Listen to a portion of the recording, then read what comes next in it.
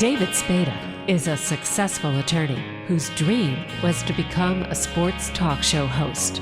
Elliott Harris is a Chicago sports columnist who wanted to expand his media presence. In the next hour, they combine their talents and love of sports and women by interviewing former professional athletes and lovely ladies on sports and torts. But keeping the boys out of trouble isn't always easy, because when David and Elliott are together, they have more fun than should be legal. Welcome to another edition of Sports and Torts on TalkZone.com with co-hosts David Spada and Elliott Harris. David is not in the studio today, so that must mean I'm Elliott Harris. We have a jam-packed show today, a couple of great interviews. So let's get to the first one with former Olympic swimmer, gold medalist, and a mom of two young kids, Summer Sanders. So that must mean you're David Spada. That means the guy holding the camera is Elliott Harris, right? Doesn't feel like summer outside today, though. The voice behind the camera. The voice. I can't always bring the summer with Wait, me. you brought great weather. Right? Okay. It's no complaining. There's no snow. There's no rain. The sun is shining. The positives. And you know what it's great weather for? Let me think. A form of exercise that would involve... I'm trying to envision it now. Two wheels, some spokes, some pedals. Handlebars, a seat. Yes, all of that. Would that be a bicycle? That'd be a bicycle. Today is where I get the privilege of bringing Helmets on Heads, which is an initiative with Schwinn in partnership with Think First, which is the National Injury Prevention Foundation, to remind kids of all ages the importance of wearing a helmet, because we really do. I mean, I admit it myself. There are times as a parent where I'm like, oh, well, I'm just going to ride around the block with the kids. I don't need a helmet. But we send a very strong message, parents, when we don't wear a helmet, even on those short rides, because you have no idea when the accident might happen. And there's no more important thing to protect than your head. It's just that brain inside is so fragile and delicate. Now, do they help even people who were bounced on their head when they were young? That I can't help you with. Oh. The damage that's already done. But let's not make it any worse. That explains a lot. She sounds like my kids, because when I ride on the trails with them, they have their helmets on. Dad, put your helmet on. I said, I'm fine, I got a hat on. Dad, you got to wear your helmet. You should always wear your helmet. You haven't explained to them there's nothing inside that could get damaged? It's hard to tell them, because when I was a kid, no one wore helmets. I know they didn't have helmets. No, we didn't have helmets back then. We didn't have car seats. You didn't have to wear your seatbelt. There's a laundry list of things that we didn't have to do, but I always say as a parent, actions speak louder than words. And I say that in every department. And I'm nowhere near perfect as a parent, but I try to lead by example with exercise, lead by example with nutrition, and lead by example with safety. And something that's so easy, and that's why Think First is really the message here. It just takes 2 seconds. Think first before getting on your bike. Just 2 seconds. Clip your helmet on, and then go off and have fun with your friends. So do you think all these X game type sports where they do wear helmets and stuff like that and padding helps youngsters realize that it's not uncool, that you can still be cool when you have that stuff on your head and other body parts? Elliott, I think that's a great point. I do think it has a positive effect on young kids, but the difference is that high school students who are just biking around the neighborhood, they don't associate that kind of biking with an accident that could be catastrophic. They associate the extreme biking or the extreme skateboarding with the need for a helmet. And there's actually been research that says that up to 80%, 80 plus, sometimes 90% of high school students are not wearing helmets. And it's just a problem, because we teach it to them when they're younger. They sort of listen to their parents up until a certain age. And then they get to the point, kind of like with the students that we were with today, who are 11 and 12 years old. And they get to the point where they are making their own decisions and they're influenced by their peers. And that's when we hope that they break through and they make that good decision. Because you don't want them to learn by example. I'm fine with them learning by example, not wearing their coat. Like I'll say, you need a coat. No, I don't. Fine. You go out, you'll realize you need a coat, and you'll come back and get it. The helmet is just a different situation. I don't want them to learn by example. How did you get involved with this organization? I'm like everybody else. I remember my first ticket to ride, my first moment of freedom on my bicycle. It was a Schwinn. It was a banana seat, high bars, it was pink with some flowers on it. It was that moment when I turned around and said, Dad, you can let go, and I realized he's a block and a half away. I'll never, ever forget that feeling. So you weren't the kind that says, don't let go, don't let go, don't let go. In the beginning, I kind of was, like, hold on to me. And then I was like, okay, now I think you can let go, because I felt like I had it. Well, I'd had it for about a block. And it was such a special moment. And now as a parent, that's my life. It's my everyday was experiencing new milestones. And the biggest one so far for my kids, who are 4 and 6, was that first moment where they rode their bike. And now it's so similar to swimming. Once you learn to swim, you have it forever. And it's just like riding a bike. It's that saying of once you have that skill, you can do it forever. My mom bikes with my son, so I've got grandparents biking with grandkids. It's a fun activity we can all do together. Do you race your kids biking? Do I race them? Yes. What are you kidding? Totally. Race down the block. I can't beat my son. What do you do? Give him a half-length head start? No. I'm not kidding you. My son, he's 4. He started biking with no training wheels when he was 2.5. And he just took off. He wasn't one of those kids. He was not one of those kids that said, hold on. He literally, my husband just went like that, and Spider started biking along. And then my husband didn't know what to do, so he's like, I should just run alongside of him. So Spider goes, Dad, what are you doing? Why are you doing that? And Eric said, well, it's just in case you fall, buddy. I just want to be here. And he goes, no. If I fall, I'll just do this. And he puts his foot down, 2.5. And we thought, okay, we need to have a really good helmet for this kid. Because I used to fall for the grass. My mom would say, aim for the grass. Oh, that's funny. And put your hands in front of your face. Because anything could be fixed but your face, that's expensive. Is that really what she said? She did. Or fall on your butt. So that explains all the grass stains on one side of your head? Exactly. It's really fun. I feel like every time you think about biking, it's similar to swimming in a sense also, where you're revisiting your youth. You know, it's that feeling, even with the helmet on, the wind blowing in your hair, and Or lack of. Yeah, right. Well, there you go. Yes, the wind blowing in where your hair used to be. But no, it's that, and it's how far you can travel. And I do remember that sense of adventure when I was on my bike, and I feel it now as an older kid. As an older kid with 2 younger kids, how do you reconcile being a parent and not wanting them to skin their knee, but realizing everybody skins their knee? I know. I've had to learn that, actually. And I learned that from my son at the skateboard park, where I took him. It was probably last year, so it was 3. And he was skating around. He had all the pads on. I mean, knee pads, elbow pads, helmet, the gloves for his hands. And he kept falling. And when you fall on your skateboard, it happens so fast and it seems so violent. So every time he'd fall, I'd sort of gasp and say, are you okay? And so probably like the 5th time that he fell, he turned around and yelled at me and said, stop asking me if I'm okay. And he stormed off. And I thought for a second, oh, wait a second. Hold on, like I have to back up my concern and let him learn from it and figure it out. And I even talked to my husband afterwards, and he's like, oh yeah, not cool to ask if he's okay at the skate park. I'm like, I didn't know.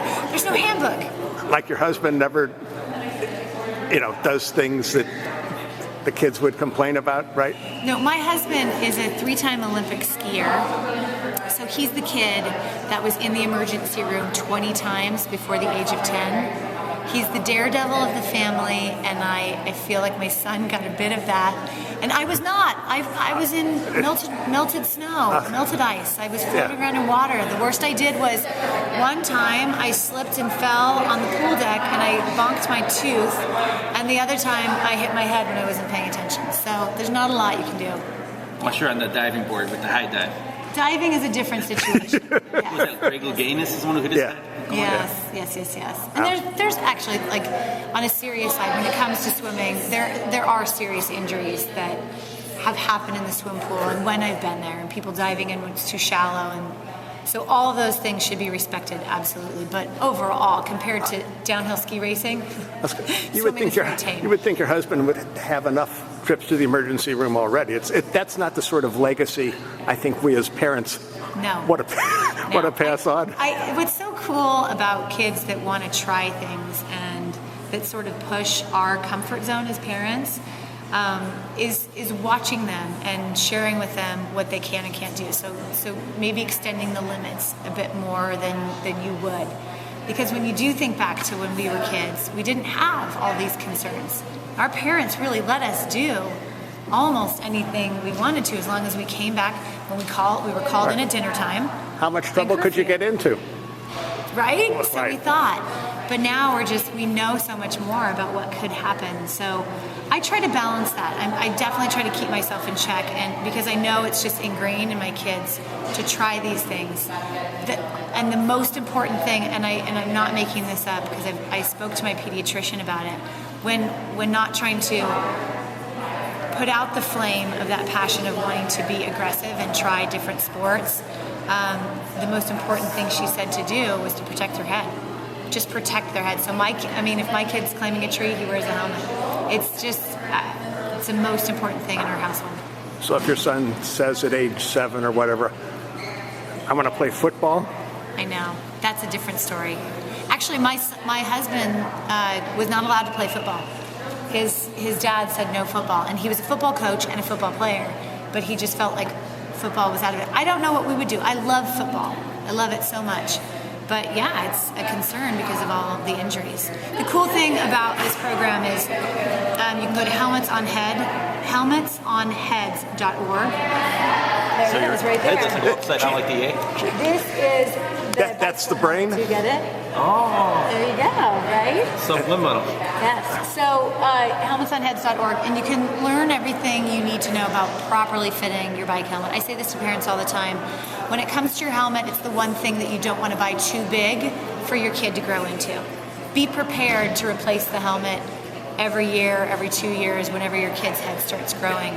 But you don't want it to be shaken around and moving all around. So if that means that you need to invest in a helmet every year, it's a really important investment. It's not a one-size-fits-all. Yeah. I mean, they're much better. You can loosen them up, but you don't want to see it way too big. You want it vented.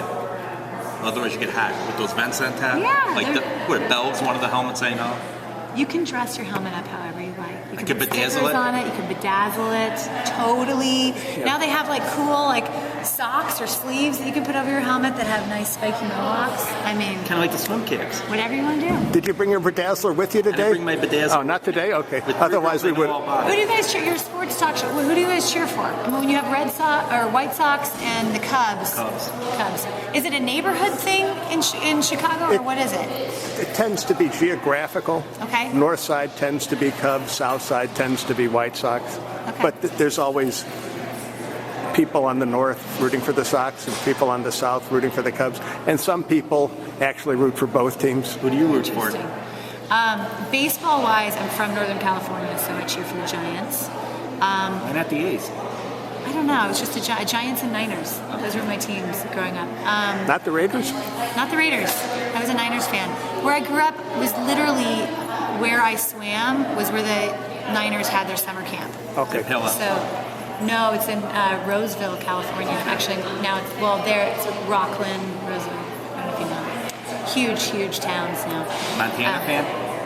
Yes, Joe Montana, Steve Young, who's Jerry Rice. Have you met any of them? Tom Rathman was my favorite player, fullback, Nebraska boy. Romanowski? No, not Romanowski. He was Broncos. He was with the Raiders for a while. But she's a Niners fan. 49ers for a while. He was? Ronnie Lott. Okay, Ronnie Lott. Yes, Ronnie Lott. But now I married my husband, who's from Hamburg, New York, which is just outside of Buffalo. So I agreed to be a Bills fan, and it's been heartbreaking, but awesome. Great fans. And I went back there for a game, and it's been amazing. But talking about your Bears, I have Chicago defense on a few of my fantasy teams, and I'm just going to say... You're kicking? Not bad. They're getting older, but they're doing well. They're doing great. I got 25 points from them, a few weeks back. Maybe it was just that. Could have been to Sunday. Yeah. Speaking of getting older, rumor has it that you're turning 40 October 13th? October 13th. This is true. How did that happen? I know. Where did time go? Really? I know. It doesn't make sense to me, but it's true. 40, and I'm actually thrilled. I'm so excited. I don't know. To me, it's just I'm proud of the number. I'm proud of it. I'm not scared of it. It's funny though because I I really distinctly remember when my parents turned 40. And I remember at that stage of life, I felt like that was really old. So hopefully my kids don't look at me and go, oh, you're so old, you're 40. Well, you gain much more, I think, perspective and insight as you turn 40. Will I right? be smarter in a few days? Oh, That's gonna be I don't know. awesome. I don't know if you could be, but if it's possible, you will be. Maybe I'll be more of a smart aleck. That could help. Yes. That could help. Is in that many possible too? instances. I don't think so. My family would say no. What did you think of this year's Olympics with the swimmers? Amazing. Did you guys watch it? I did. Yes. Yeah, I was there. I was lucky enough to be working it. I was there for Yahoo.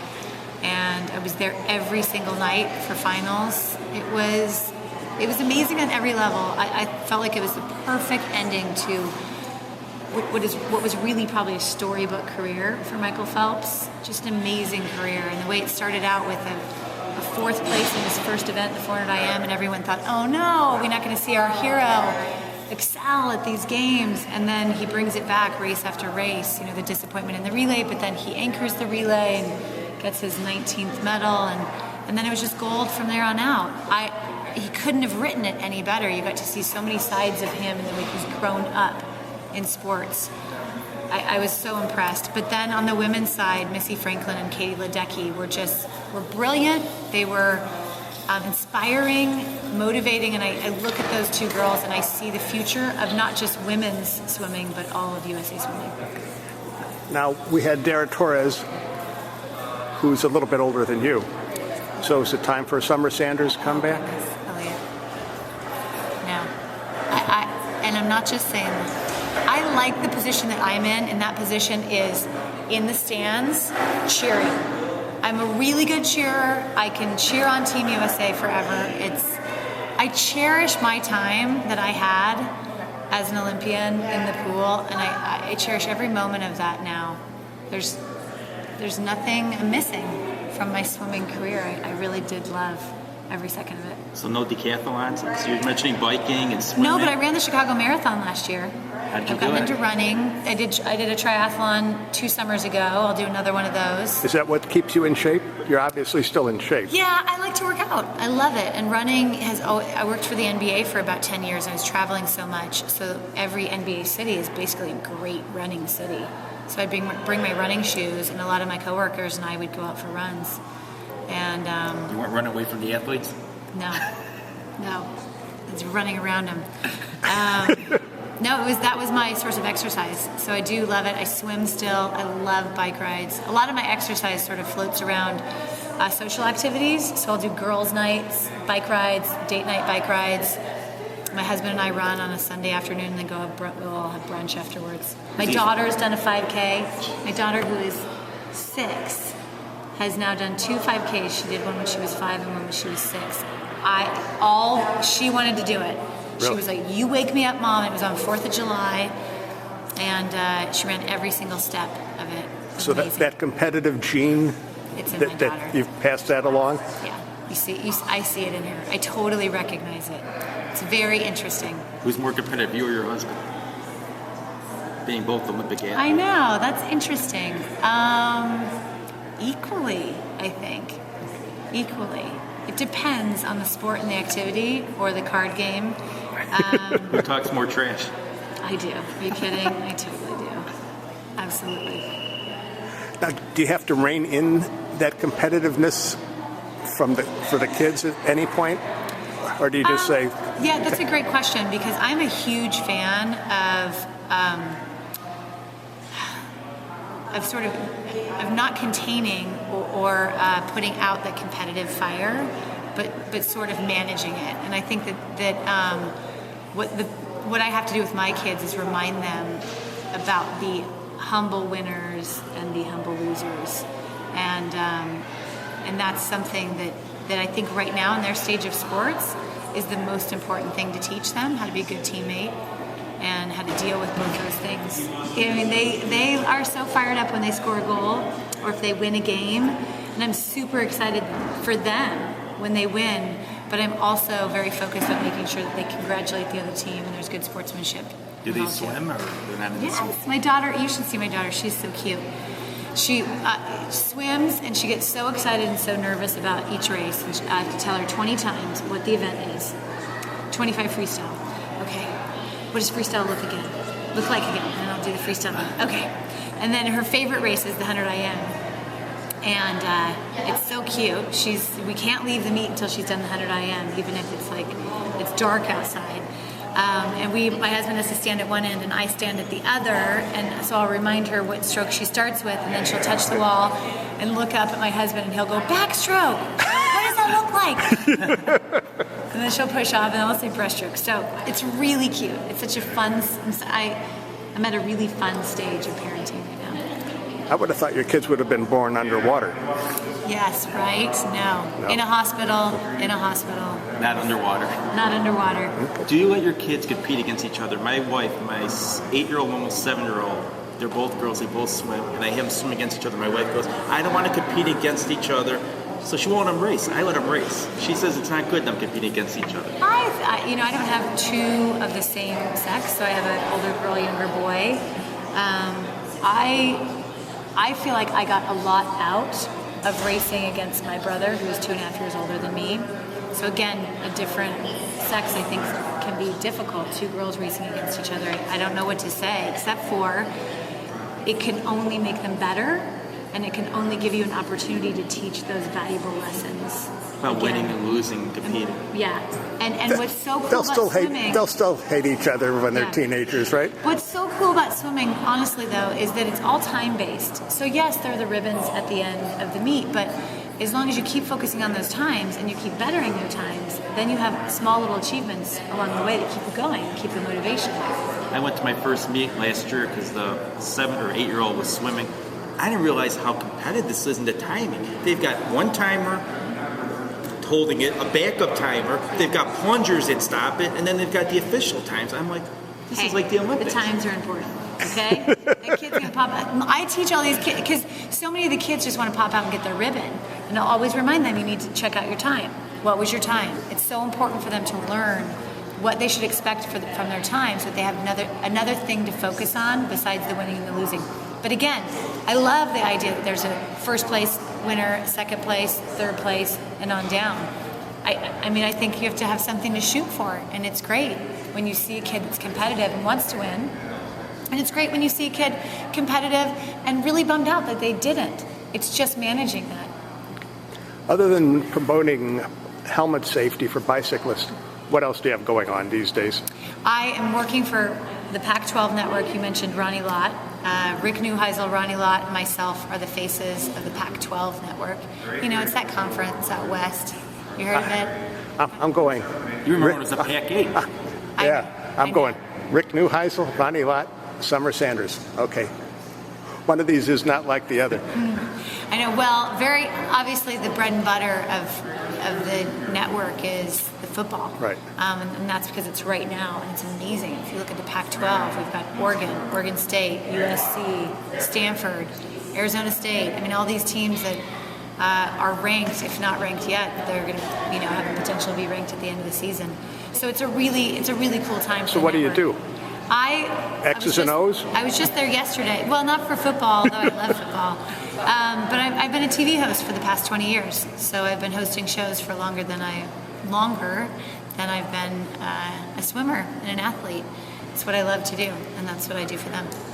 Now, when you go around places, do people, especially school-age kids, know you as the swimmer? Do they know you as the TV hostess? You know what's so funny? One of the kids from this school recognized me from a show that I did on the Cooking Network. It was Guy versus Rachel Celebrity Cook-Off. Yeah. So I never know how kids are going to recognize me, but there is a definite generation. They're about 20 to 26 right now, that if they come up to me and recognize me, I know where they recognize me from. And it's from a show called Figure It Out that I hosted on Nickelodeon, where I would slime kids. It was on at 5:30 every single weekday, and all these kids ate dinner to it. I'm so honored. It was really it was a very strong, it had a strong audience, a very strong audience. And so now they're 20 to 26, and it's so cool. When they see me, it's like I know their wheels are spinning, and they're like, oh my gosh, I just turned into a 12-year-old again. One final question. Have you ever figured out what you want to be when you grow up, if you grow up?